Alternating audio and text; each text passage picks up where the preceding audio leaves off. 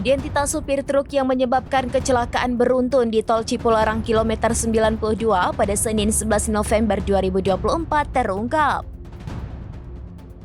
Menurut kepolisian, kondisi sang sopir saat ini masih dalam perawatan lantaran mengalami trauma.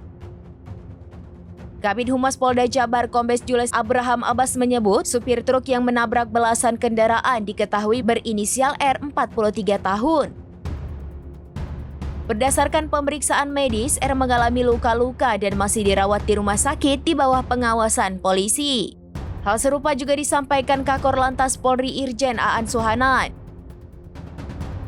Meski identitas sang sopir telah diketahui, namun pihaknya belum melakukan pemeriksaan. Aan menjelaskan pemeriksaan belum dilakukan karena R masih dalam keadaan trauma. Polres Purwakarta pun telah mengirimkan tim psikolog untuk memberikan trauma healing kepada para korban luka, khususnya anak-anak yang menjadi korban dalam kecelakaan yang menewaskan satu orang tersebut. Aan pun mengungkap masih menyelidiki penyebab pasti kecelakaan beruntun tersebut.